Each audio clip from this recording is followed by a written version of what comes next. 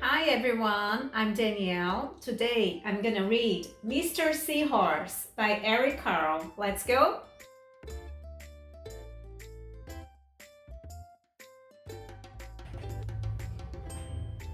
Mr. and Mrs. Seahorse drifted gently through the sea. Mrs. Seahorse began to wiggle and twist this way and that. "It's time for me to lay my eggs," she said. "Can I help?" asked Mr. Seahorse. "Oh, yes, thank you," said Mrs. Seahorse, and she laid her eggs into a pouch on Mr. Seahorse's belly. "I will take good care of our eggs," said Mr. Seahorse. "I promise." As Mr. Seahorse drifted gently through the sea, he passed right by a group of trumpet fish hidden in a patch of reeds. But before long, Mr. Seahorse met another fish. "How are you, Mr. Stickleback?" asked Mr. Seahorse. "Delighted," replied Mr. Stickleback. "I just built a nest and right away Mrs. Stickleback laid her eggs into it. Now I'm taking good care of them until they hatch."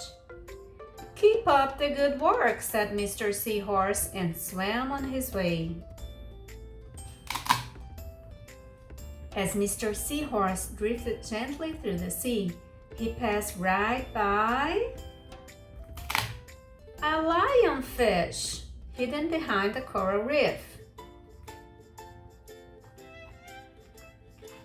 But before long, Mr. Seahorse met another fish. "How are you, Mr. Tilapia?" asked Mr. Seahorse. Mr. Tilapia couldn't answer. His mouth was full of eggs. I know," said Mr. Seahorse. "Mrs. Tilapia laid her eggs. Now you are taking good care of them until they hatch." Mr. Tilapia nodded his head. "You must be very happy," said Mr. Seahorse, and swam on his way. As Mr. Seahorse drifted gently through the sea, he passed right by a pair of leaf fish hidden among the seaweed. But before long, Mr. Seahorse met another fish. "How are you, Mr. Curtis?" asked Mr. Seahorse. "Perfectly fine," replied Mr. Curtis.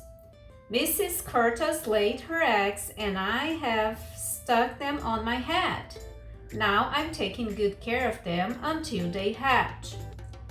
"You are doing a good job," said Mr. Seahorse, and swam on his way.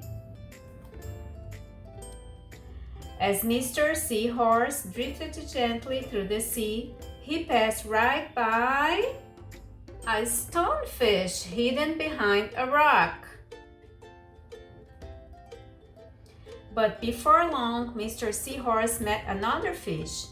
"How are you, Mr. Pipe?" asked Mr. Seahorse. "Couldn't be better," replied Mr. Pipe. "Mrs. Pipe laid her eggs along my belly. Now I'm taking good care of them until they hatch." "You should feel proud of yourself," said Mr. Seahorse, and swam on his way. But before long, Mr. Seahorse met another fish. "How are you, Mr. Bullhead?" asked Mr. Seahorse. "Tip-top," replied Mr. Bullhead. "Mrs. Bullhead laid her eggs and the eggs hatched. Now I'm babysitting." "You are doing a fine job," said Mr. Seahorse, and swam on his way. The time had come for the seahorse babies to be born. Mr. Seahorse wiggled and twisted this way and that. At last, the babies tumbled from Mr. Seahorse's pouch and swam away.